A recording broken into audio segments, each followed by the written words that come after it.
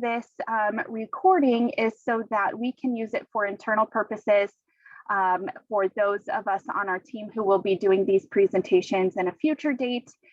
We will have that available. And then I see an email coming in about having a copy sent to your email. That's a great question. And Faith and Christine, if you can take that client's information, we'll make sure to follow up with you. We haven't quite decided yet if we're going to be sharing the recordings. So if that's something that interests you, then we can certainly work to do that in the future. But we are going to be doing these, especially this particular one, entering tracer observations twice per month. So it'll be with a regular frequency that people will be able to join and participate in our training. So thank you everybody for joining. We're up to 125 participants. We're so excited to have you. So advancing the slide here, just one more to talk about our agenda. So what we're going to cover is user roles.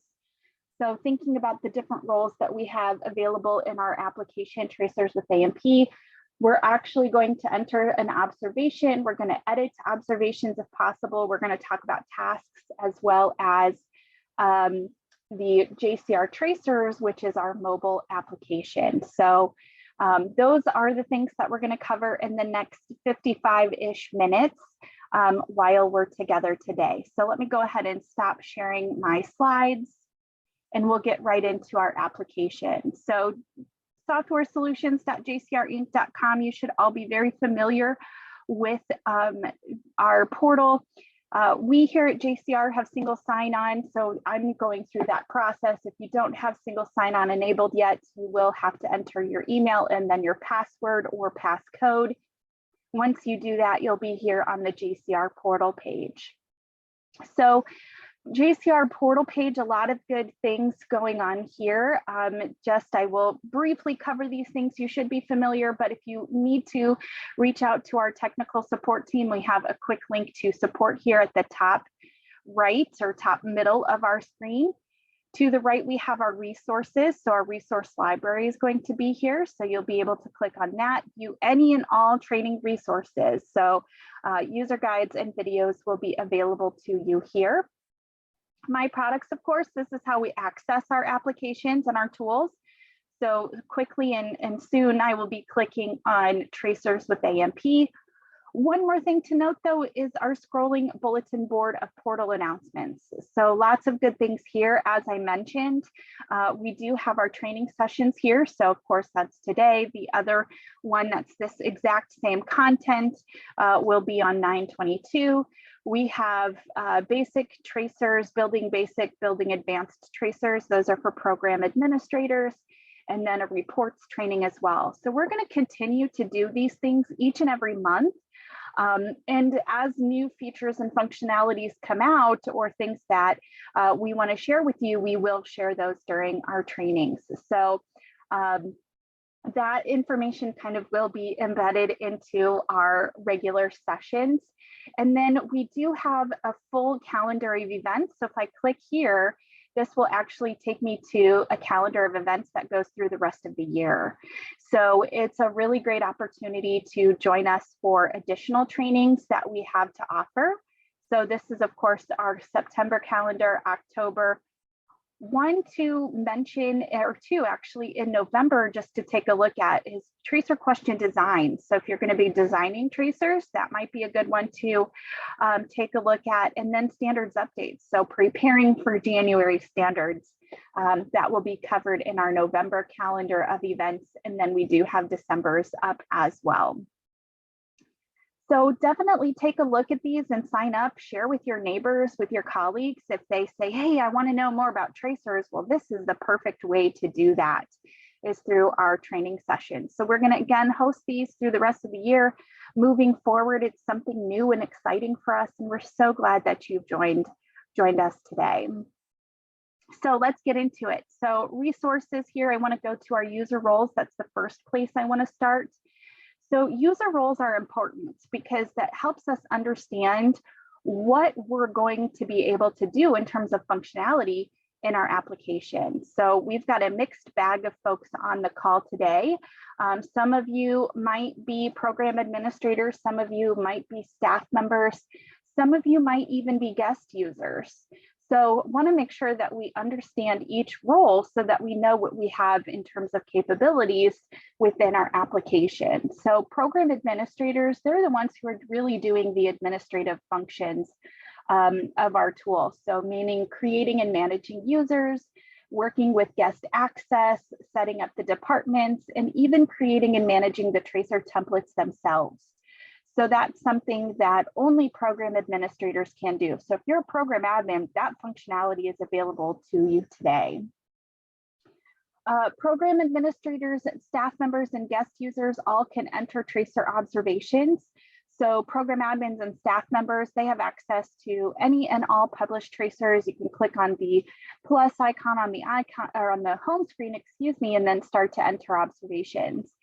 If you're a guest user, then you would need the guest link to then click that link and then enter tracers observations for that particular link that links to that particular tracer. We can edit observations as well. So if we needed to edit observations, we can do that. Program admins can edit any and all staff members, and guest users can only edit those that are in progress. And then creating and managing tasks. That's the other component that we're going to cover today. Guest users, caveat, they can only receive tasks or complete tasks versus staff members and program admins who can create and manage tasks. So all good things to cover here. So let's get into it. I'm going to go ahead and close my user roles document here. Now, remember when we're entering observations, it's important to be robust in entering observations because no one except your organization can view your data. So if you recall or if you are aware, we have a very strict firewall policy with Joint Commission, meaning that we don't share information, even your organization's name, we don't share with them. So this is truly your data that you're entering, and it's only available to those that you give access to. So if you're a program admin, you manage who has access to your data. So it's a really best practice to be robust in entering your observations because you and only you are looking at your organization's data. So we are now on the Tracers homepage here. So at the top, we have setup so we can manage our profile. We can get back to the portal. We've got my name, my role. So if you're not familiar with what role you have that I just described, here's where you would be able to see that. You may be someone who has dual roles. So if you're a program admin, you might have given yourself staff member access for training purposes within your organization. So you might see dual roles there that you can have more than one if need be. And then of course, our sign out option. Below that, two drop downs. One is a list of sites that we have access to. So I have access to several sites within my testing organization. You may have one or multiples.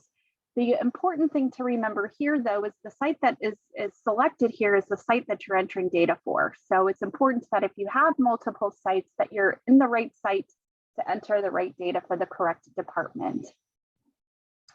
Then we have our program list of programs and certifications. So depending on the license that your organization has purchased will depend on what hospital versus critical access, whichever program, accreditation program you purchased will be there. Everyone has access to certification as well as advanced disease certification standards and EPs here as well. So for example, if you are someone who is got comprehensive stroke, you're accredited for that certification through Joint Commission, then you would have access to those standards and EPs. And if you're a program admin, you can then create tracers based on that as well. So that information will be here. And then if you, of course, are a staff member or someone who works in the comprehensive stroke certification, you would be able to toggle to that program, view the existing tracers and enter data that way as well. On the left, we have 4 navigation menus. So tracers and observations, of course, that's where we are at today. Then we have standards and scoring, which will be covered in a future training. Assignments menu, this is where we can manage our tasks and scoring assignments. We're going to, of course, talk about tasks today, and then finally reporting. So reporting, of course, is a big component of our application of our tool. So when I say be robust in your observations, that also means be robust for reporting purposes as well. So those who have to generate reports, or that's part of your roles and responsibilities, we have several reports trainings coming up in the near future that you can join us and learn a little bit more about that as well. Okay, here we are. So let's get into it. So our tracers are published here. Those are available to us. We have the opportunity to click on the tracer title. That would give us a blank tracer to view the questions. We can print or email any tracers that are published and available to us. If we get over to the right, our observation actions column, this is where we can view existing observations that have been entered, as well as create new observations that we need to enter. And then far right, our observation count just tells us how many observations have we collected. So that information will be here. Now, if you're a program admin, you're going to see a little bit more than what's displayed on my screen. So again, program admins, you have the ability to create and manage your tracer templates. So that information would be here on your home screen. If you're a guest user, you're not going to see any tracers unless you first have gotten that guest link first, and then that would populate for you here to then enter observations. So lots of good things going on here. If you notice, your tracers might be categorized. So I have an audit category, general, infection control, and patient category. So categories are something that can be set up from a program administrator. They categorize your tracer templates. So you might see that. And then you also will have the ability to add and create your favorites. So if there's a tracer template that you're going to be working in more than others, and you want it to flow right to the top of your page, then you certainly have the capability to do that as well by just simply clicking on the star. So for example, my hand hygiene, if I wanted to create that as a favorite, I click the star, and now it's here at the top. And so it's first one under my favorites. If I don't want it to be a favorite, just click the star again, and that removes it from your favorites. So you'll have the ability to manage your own favorites. The favorites are yours and only yours, so you can manage those as needed here. All right, so getting into our application to start a new observation. That's the next place I'm going to go. But I do see a lot of back and forth in the chat. So I want to pause a moment. Faith or Christine, is there anything we should discuss before moving forward? This is Christine. I don't think there's anything relevant to what you're talking about at this moment. There was a question about what topics are being covered in this, and we responded that this is solely just for entering observations. So there won't be any other topics covered in this training today. Okay, great, thanks. All right, so let's get into it. So I'm going to enter an observation today for my medication compounding 2022 tracer. So that's the top of the list. And I can go ahead and click the plus icon here. Excuse me, Raylyn, someone asked that you speak a little slower. Okay. Thanks. I can do that. Thank you, Faith. So at the top of the observation form, so this is the form, of course, that we're going to be entering data for. Our observation header is the first thing that we want to take a look at, and this gives us even more information that we have to enter. Specifically, we're going to look at our tracer instructions, our observation information, as well as our department information. So top left, tracer instructions. We do have some instructions here that our program administrators have given us. So it's always a best practice to take a look at those instructions to understand exactly what's being asked of you in terms of entering our observations. So observe sterile medication compounding by a pharmacy tech. So when I'm entering an observation, I need to make sure that I'm doing that for purposes of reporting, and for that inter-rater reliability, we want to make sure that we're following the instructions that our program administrator has given us. Next is our observation title. So it's going to be the tracer name, the user's name, date, and time. This is auto-populated or auto-filled for you. You can change it if you need to, but it will be here. You can change that. Your observation date will default to today. So that's the date that populates. Let's say that you happen to enter your observation, or you observed your pharmacy tech yesterday on the 5th, then you would want to go ahead and reflect that here. But most of the time we're entering observations in real time, which is what I recommend you do. So we can just leave it to today's date. Scrolling to the right then is our department information. So departments are the physical location as to where your observations are taking place. So it's very, very important to tell us where we're at within the organization so that that department gets credit for the observation that you're entering.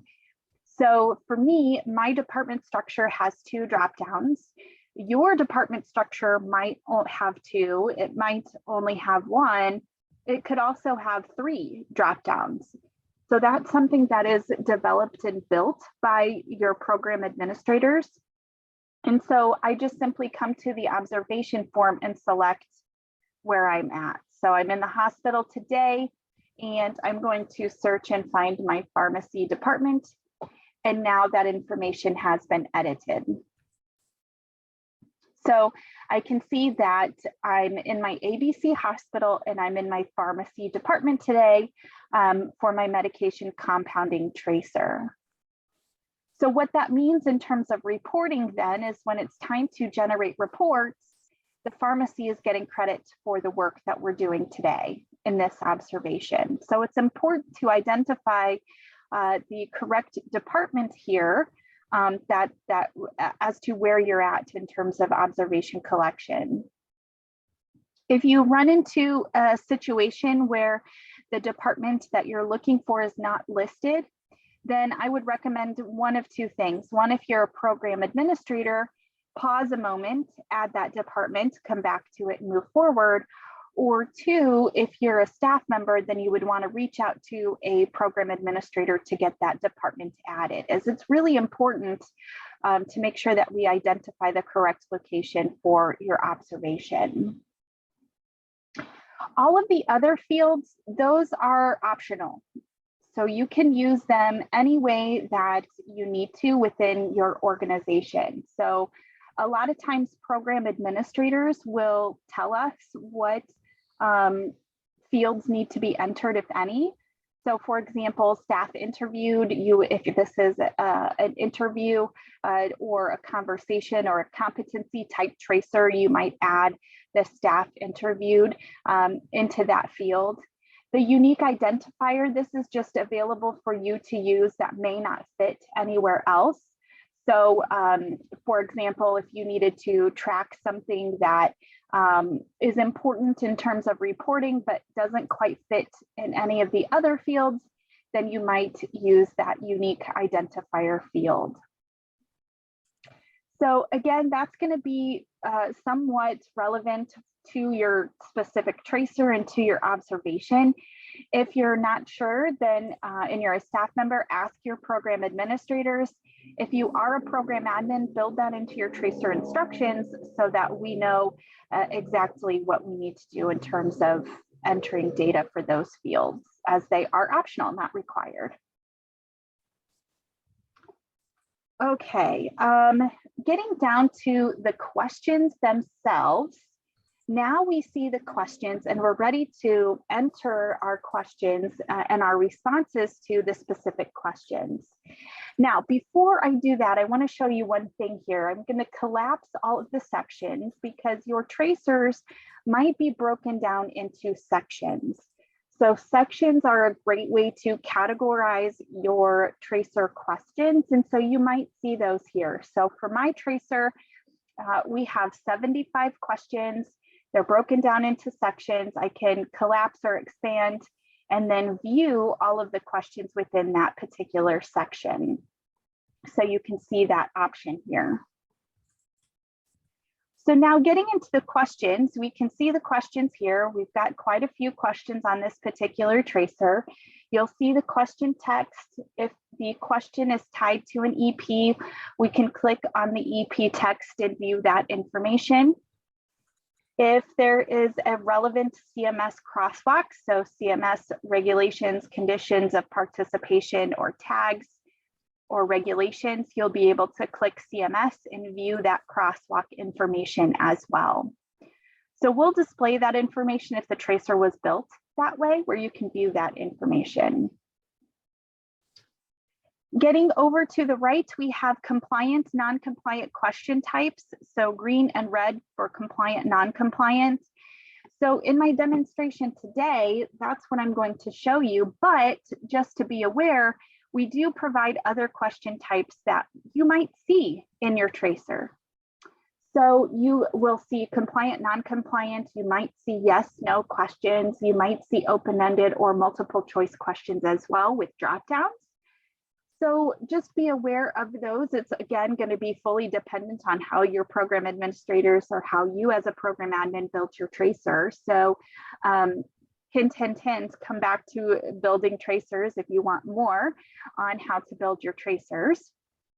But for now, we have one-click compliance, super easy. Green, red, one-click compliance. So for this first section, first 5 questions, I just simply clicked the green or red dots, and that has now tracked my compliance. So question 1 here, 1 out of 1, 100% compliant. So I'm 100% compliant for this observation for this question in my pharmacy department. Question 2 is 0% compliant. So we can just quickly and easily see overall compliance percentage for that question. Now, question 2 is somewhat unique. If we go back to the question text, it shows us to show instructions. So we have additional information here when looking at question 2. Specifically, it's asking about floor coverings, and we need to check for dust, rips, tears, cracks, holes, and make sure that we account for those things when we're observing the floor coverings and how the floor meets the wall. So all of those things need to be considered and reviewed when looking at our floors for this particular question. So something else to pay attention to is we might have additional instructions for each question that would give us additional context as to how this question should be answered. The next thing to look at is, well, Raylin, what if I observe more than one instance? How do I account for that? Because it's all or nothing at this point, green or red, we're all compliant or we're all non-compliant. Well, that would be available to us to manipulate the numerators and denominators. So looking at question 1, it's looking at unsealed windows and doors. So in your observation in the pharmacy, if you have more than one window or one door, then we would want to account for that in our numerators and denominators. So for example, we're going to set our denominator here as 3. So what I'm saying is that we have 3 doors that we're going to observe today in our pharmacy department. And how many of those connect to the outdoors traffic flow or in a location that is adjacent to a construction site, warehouse, or food prep? So now we have to ask ourselves, of those 3 doors, how many are compliant with this question? That's what our numerator becomes. How many are compliant?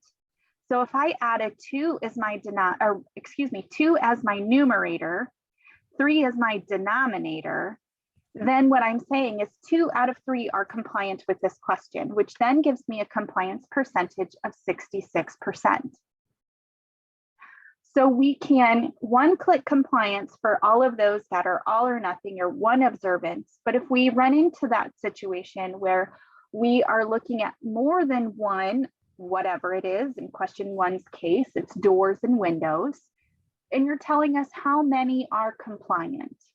So 2 out of the 3 doors and windows were compliant with this question. Therefore, my compliance percentage is 66%.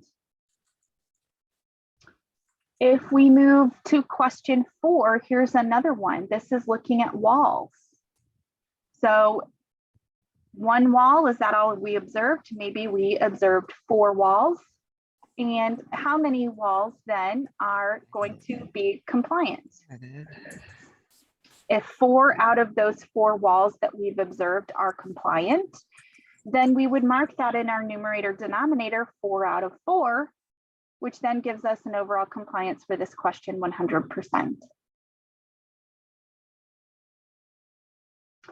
If there are instructions to a particular question, you will see that here as show instructions, like question 2. So question 2 says show instructions. We can then view that information. If there are no instructions, we won't see that show or hide available here. So we know when to look for additional instructions and when those are available. Now, what if you run into a situation where it says, Raylin, I didn't have the opportunity to look at the ceiling in my observation today. So question 3 is looking at ceilings. What if I didn't get to that? Well, no problem then. We have the opportunity to mark any question that we didn't observe as not applicable. So we check the box here. So question 3, if I check the box, NA, not applicable, what that means then is that we're going to remove the question from your overall compliance. So the math part of it, numerators, denominators, compliant, non-compliant. We remove that question altogether. So we check it as NA. If you notice the green and red, nothing is selected. Numerators and denominators are 0 out of 0. We get that little stop there that tells us no longer applies. So think of your NA as not applicable, not answered. I didn't get to it. I didn't have time. It doesn't apply to my observation today. So I'm going to check the box, not applicable, and move right along. It doesn't help or hinder your overall compliance percentage at all. So you're just simply removing that.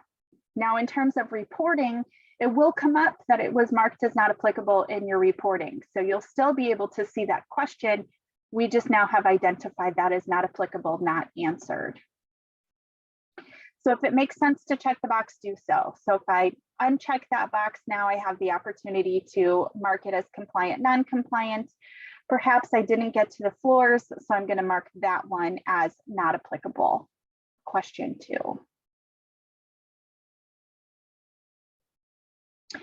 Now, as we've said, or as I've said, be robust in as much information you can enter, because this is your organization's data to review. And then of course, the whole goal of entering data then is to make changes, to improve your processes, not only for survey activity, but patient safety and quality of care.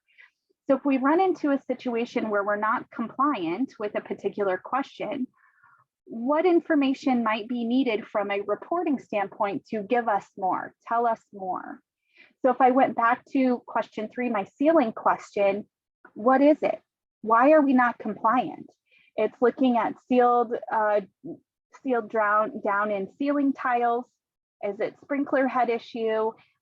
Is it a dust issue? What is it about the ceiling, question 3, that's not compliant? If I just simply say non-compliant, okay, well, tell me more. So when you run into a situation where you say, tell me more, or I need to add more, that's when we would move to the notes and documents part of our observation form. So if you click on it, so like a little piece of paper and a pencil icon here, that's kind of what I look at it as. If I go ahead and click my piece of paper, that will populate for me. And then this will give me an opportunity to add that additional information. So perhaps it's a sprinkler issue. So I can go ahead and say sprinklers were, and let's just say they were dusty, or signs of dust were there, or maybe stained ceiling tiles were noticed. Whatever the case may be. So we enter this additional information so we can identify exactly what's the pain point, what's the problem here, why are we non-compliant with this particular question. So any notes that you can add, any context, any additional information that is important or relevant to your observation, you want to go ahead and enter that information and then click Save. Any data that you enter here will be available in reporting. So again, those who generate reports will have that additional context. They don't have to come back to you and say, hey, Raylan, what was wrong with the ceiling? Tell me more. And then, oh, well, that was done last week. I don't remember. We don't run into any of that situation because we've added our notes here. Another addition of information that might be helpful to you or something that you might want to consider doing is adding images. So you have the opportunity to add upwards of 5 images per question, or I think a total of 75 questions per hour, or images, excuse me, per observation. So if it makes sense to snap a photo and tie it to your observation, I would recommend that you do that as well. So I'm going to go ahead and add my sprinkler here, my sprinkler head image. I'm going to go ahead and click open. If you noticed, my file manager on my desktop came up, and that's where I pulled this information. So that's when you would want to save your image and bring it back. So save it to your computer. Hint, hint, hint, when we get to mobile, mobile is a lot more friendly in terms of utilizing images with our JCR Tracers mobile application. So hopefully, fingers crossed, if you're mobile friendly, it might be something worth looking into, especially for images. So as you can see, I've pulled my images from my file manager. I've tied it here to my observation. It's been added to my question. And now this information will be available in reporting. So I'll save one more time, and then I will close my window. If you notice here now, question 3 has writing. So my little pen and paper, it's got additional writing on it. So I know additional information is readily available to me.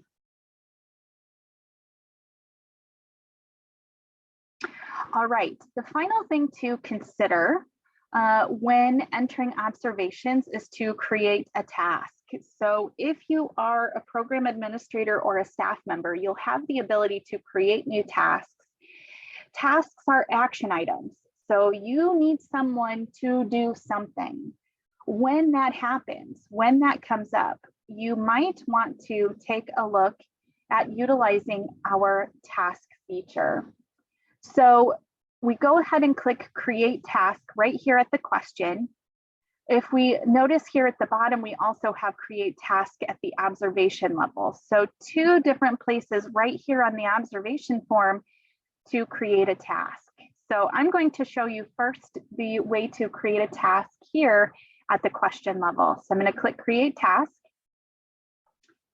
How you set it up, essentially, you're going to fill out a form. Once you click save and you save the task then will be created. An email will be sent out to the persons responsible as well as anyone copied on the task. They get that notification. If it's a person responsible, they're going to say, you've been assigned a task. Here's your information. Please take that action and mark it as complete when you're finished. If you're copied on a task, it's, hey, this is a notification saying you were copied on this task. Here's what's being asked of the person responsible. So let's say for our sprinklers, we need to inspect and clean the sprinklers. So inspect and clean sprinkler heads. So that's the in a nutshell, what we need in order to be compliant with this question and what we need someone to do for the pharmacy area. So I'm just going to put pharmacy. Oops, I'm going to spell it right. My apologies here. Okay. The next field is assigned on, so that defaults to today. So I'm going to leave that. My due date, when do I want this done? I want it done by the end of next week. So the 16th is going to be my due date. So I just clicked the calendar icon, and then you'll see your calendar and you can go ahead and mark your due date. Next is your person or persons responsible. So we can actually assign a task to multiple people if we need to. So for now, I'm just going to start typing in my colleague Faith's email address and now Faith is going to be assigned this task. So what I'm saying here is that Faith is responsible for completing this task of inspecting and cleaning the sprinkler heads in the pharmacy department. If you wanted to send a task to a non-user, so maybe a guest in that situation, someone who doesn't have access to tracers with AMP, they don't need access to tracers with AMP, but they do need to take this task and they do need to take this action. You most certainly can then enter their email address. They will receive that task. How that works is they will get the link, they can click the link and come in and complete their task. So if I just started typing in someone else's information who is a non-user of our application, this person, Jay Vanderhoof at JCR Inc. would receive the email. That person then would be able to still come in and complete the task, but it does not give them access to the application. It does not give them access to enter observations or anything like that. It really just allows that user to come in and complete that task. If you choose to copy any individuals on a task, let's say we're going to copy Christine on the email. Christine's going to get an email that says, Faith and Jay Vanderhoof has been assigned the task, but no action is needed on your end. So this is more of an FYI for your information. So if it makes sense to put the department manager or your manager or anyone else who might need this information but doesn't need to take action, that's when we would use the email CC field. And then finally, we have our task details. So if you look at this, what I noted in my additional information field came over in the task details. So sprinklers were dusty, stained ceiling tiles were noticed. So that's what I wrote in my additional info. And now that information is available here as well. So we can keep it, we can add to it, we can delete it, whatever we need to make this happen in terms of what we need done. So I'm going to say, Faith, please inspect sprinklers. And Jay Vanderhoof, I'm going to say, please ask maintenance to clean the area. Whatever it is that you need done, this is the task details. That's the specifics. So if there's more information in this task that's needed versus just the name inspect and clean in the pharmacy, then we would want to add that here so that the person or persons responsible get as much information as they need in order to complete that task. Now, if you notice, I'm kind of doing a 2-in-1, a twofer, Faith and Jay Vanderhoof. So Faith is going to get her email, which then she needs to come and complete her part, which is inspecting the sprinklers. And then Jay Vanderhoof, he's going to get his own email, and then he's going to have to come in and complete his own task. So because I have two persons responsible, it's actually two tasks, but everybody gets the same information. So it's important that we identify, if we're using more than one person, that we identify who's doing what for each of those tasks. And then finally at the bottom, the items associated. So this is what is different when we're looking at tasks. So the item associated with a task that's created at the question level gives us the tracer name, the question text, the standard and EP, and then also the image. So all of this information is associated with the task.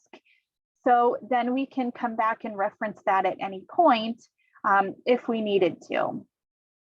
So the question level of creating a task at the question level has quite a bit of information that's going to be available. Once I click save, now I'm going to, oops, okay, Jay Vanderhoof has already been inactivated. So let me fix that here. Go ahead and click save, and now that task will be created. So that little error message that popped up just told me that Jay Vanderhoof was inactivated, so I couldn't send tasks to them. So we can't send a task to anyone that's inactivated. So I created that task, I clicked save, and now Faith, Jay Vanderhoof, and Christine are all going to get emails. So that information will be sent. Then we move to create task at the observation level. I can go ahead and click that. The fields are the same. What's different here, the items associated. So we've got the tracer name and then the observation title. Same form, just different items associated. So I'm going to scroll down, answer just a few more questions here. Then I'm going to go ahead and complete my observation. So once I complete my observation, the observation will be considered as done, and that data will be available in reporting. If I only click save, then that information will only be in progress observation. That data will not flow to reporting. So it is important that we go ahead and complete the observation. So I'm going to go ahead and click complete. It's going to say some questions were not answered. Are you okay with marking those as not applicable? Remember, not applicable doesn't help or hinder. So yes, I'm okay with that. So help or hinder overall compliance. So okay. And now my observation is marked as complete. So you can see here that the newest one should be on top. So a colleague of mine has been entering observations today. Mine is actually the second one here. Newest observation will be on top. I can actually click the observation and view how I did. So how did I do today? I did 69% compliant, 30% non-compliant. All of the data that I've entered will be available here. So I can see my observation header information. I can see I was in the pharmacy and my ABC hospital. If I scroll down, I can also view how I answered my questions if they were marked as not applicable. So you can see question 2 was marked as not applicable. Question 3 has my notes and my images. So many good things are going to be available right here in this tracer observation detail report. So from here, you can export, print, or email if you need to. Some organizations or a lot of organizations that we work with take this detailed report and send it to the department manager right away.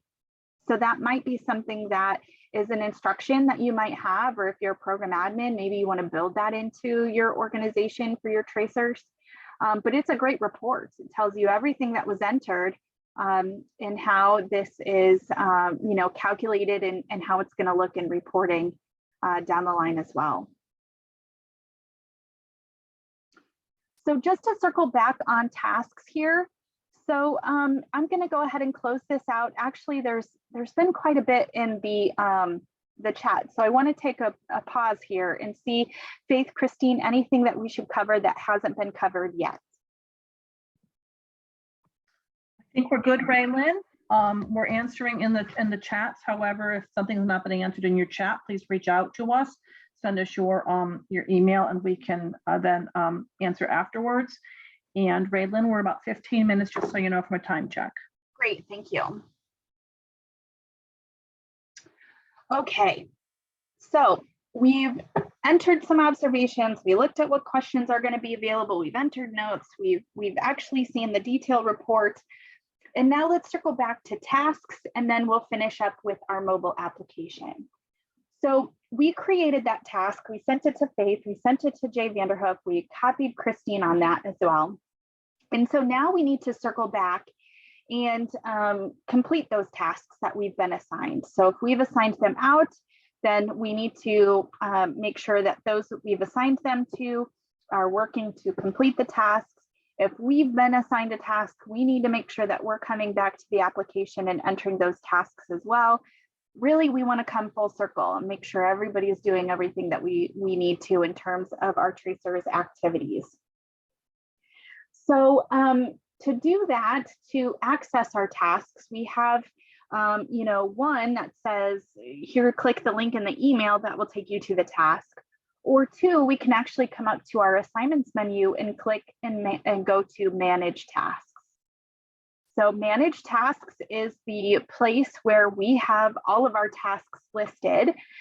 You can see a create task option here. So if I needed to create a new task, I could certainly do that from here.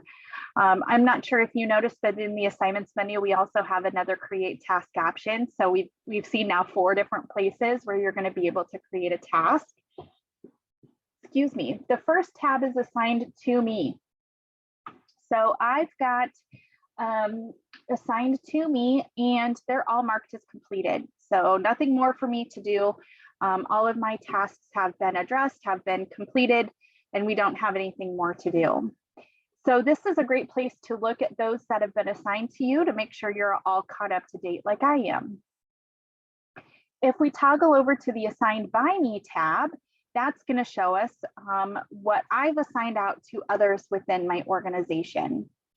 So I've got 1 complete here, so my status complete. I've got 1, 2, 3, 4 that are open, and 2 that are red text or red font. So the red tells us that we're non-compliant with that, or excuse me, not non-compliant. It tells us that we're outside of our date range as to when these tasks should be completed. So it's past due. And then black font tells us that they're still open, but the due date has not yet passed. If we wanted to come in and complete the task, we can do that from the Manage Tasks page, click the pencil icon, and then complete the form. So here are my completion details. So what did I do to complete this task? And then I enter my completion date. So I entered and I completed that today. And then I can click complete task. If I needed to come enter some completion details, I'm not quite ready to complete it yet, no problem, just click save. But for today, I'm going to go ahead and complete the task. Yes, I wish to complete it. And now that's been marked as complete. So there are, of course, reports available, emails that are sent for tasks and things like that. So you want to make sure that you complete your tasks and make sure that those things are happening to come full circle and make sure that we're addressing those areas of non-compliance as we have them. All right. So now we're going to transition over to our mobile application in the last few minutes. So let me get that up and running here on my other screen. I get to use a really neat tool called Browser Stack that allows me to utilize our tool. So I just want to get that up and running here.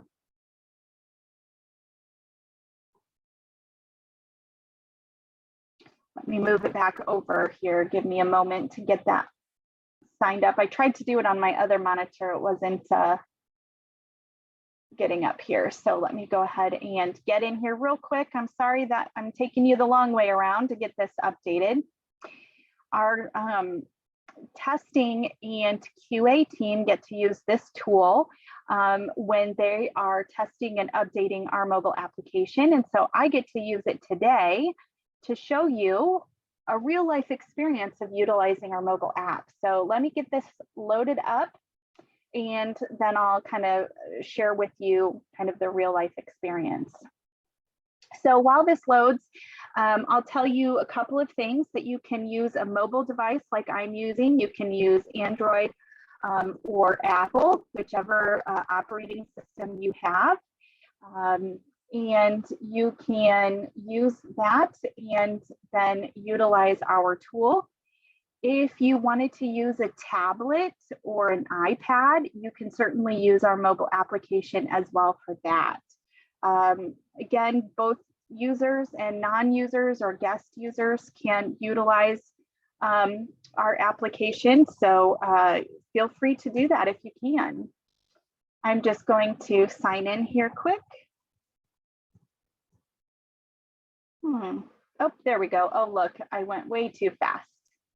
Let me fix that quickly here.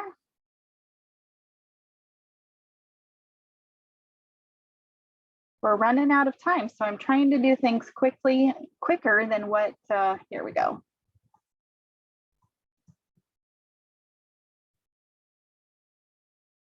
All right. So again, I'm single sign-on, so my process looks just a little bit different than yours, but you'll still enter the same credentials, username and password, email address and password. Okay, here we are, JCR tracers. We're finally in. And now everything that you see on the desktop version in terms of entering observations will be here on the mobile app as well. So take a look at the top left, our menu icon here, that we call that a hamburger.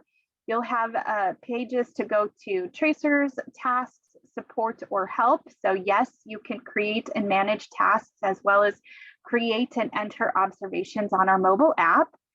You can change your site and or program drop down here if you need to do that. I'm going to toggle over to my favorites to quickly and easily find my medication compounding tracer. I'm going to tap the 3 vertical ellipses to then create a new observation. Now, this is where your observation header information is going to be displayed. So first and foremost, I want to show my instructions if I have them, so I know what I'm doing.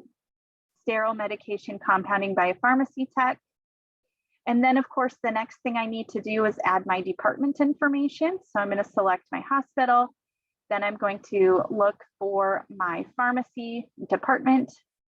If I needed to enter any additional information, that would be available here in my additional header info. These are all of those optional things. So we do have those collapsed, but you can expand and enter that information. We'll tap next at the bottom. And now we see our sections. We expand our sections then to enter our observations. So when we're on the mobile app, we can just simply swipe. When we swipe, we can then enter yes, compliant or non-compliant. It's a little finicky when I'm using my mouse, so that's why it's giving me problems here. Here we go. Of course, it's a lot easier when you're using your finger on the mobile app. So I'm going to swipe and then, come on now, here we go. Tap compliant or non-compliant or not applicable. So you can see I've answered these questions and how I've answered them. We can tap on the question text to then give us that additional information. So if I needed to update my numerators and denominators, I can do that. So this is looking at filters. So if I observed, let's say 3 filters, there we go, and all 3 were compliant with my question, then I can go ahead and update my numerators and denominators appropriately. So remembering denominator is your total number of observances and your numerator is how many are compliant with your question. So I observed 3 and 3 were compliant with my question. If you notice, I can enter question notes here as well. So I'm tapped into my question notes field. Something that you might want to do is to enable dictation on your mobile device and then start to enter your information by speaking into your device. Now, this one doesn't have the dictation enabled. If it did, it would have bottom right here a little microphone icon. You tap that microphone. That allows you to speak into your device and then information would be added. So additional information. We can tap done. That information would be saved and then available for reporting once we complete the observation. We can tap on the camera and take photos. So this is really neat because once we allow access, essentially all we're doing is using the device's camera to snap a photo versus coming in and saving it to our desktop. Now, when you snap a photo using your mobile device, it does not save to the device. It only saves to the to your observation and to your data that's available in reporting. So I'm going to use the photo. And now that information is there. So it saves it to your tracer. Once you complete it, it'll be available in reporting, but the image does not save to the device itself. So that's a really great feature of our application. So I'm going to tap done. And now that information has been added. Tap into my next question. I'm going to say non-compliant. And then if I tap and create a task, I can do that as well. All of the fields are the same. It just looks a little different on the mobile device. So you can give it a task name. You can enter a due date. So we've got a sign date. Now we can go ahead and give a due date. So let's say we want it due on the 10th of October. Tap done. Persons responsible, if they are a user of our application, so program admin, staff member, we can use the directory. So let's say Mike Boland, that's in. I can send email CC if I need to. I can add my task details and my additional notes and then tap done. And that task will be created from our mobile app as well. So I've created that task. Mike's going to get an email then that he's been assigned that particular task. So for now, I'm going to go ahead and tap complete observation at the bottom. And it's going to say questions with no response will be marked as not applicable. Is that okay? Yes, it is. And then one more pop-up screen will say, do you want to email the completed observation form? Yes or no. So okay gets us back to the home screen. Email will set it up so that we can email that to whomever needs it. I'm going to tap OK. And now that's finished. If I go to my tasks tab, that's going to be where I can create and manage my tasks. I don't have any open assigned to me, so nothing here to display. So that is our mobile application. So lots of good things. It's called JCR Tracers. Go to your app stores to download that to your device and start entering observations if that's something you can do within your application and within your organization. So just to wrap up, I know we only have 1 minute left. We've covered a lot of content today, a lot of good things. We're going to continue these as we move forward. I know the chat was full of questions. So if you have questions, please submit them here. We'll be able to get back to you with that information if we didn't already answer your question. And take a look at the portal page for upcoming webinars. So we've got in a couple of weeks, basic and advanced tracers, we've got reports. All of these things will be available to you this month and moving forward. So thank you for joining me on our journey today for entering observations. Make sure you reach out to us if you have questions and inquiries. We'd be happy to answer those. And with that, I bid you farewell. So thank you, everybody. Enjoy the rest of your day.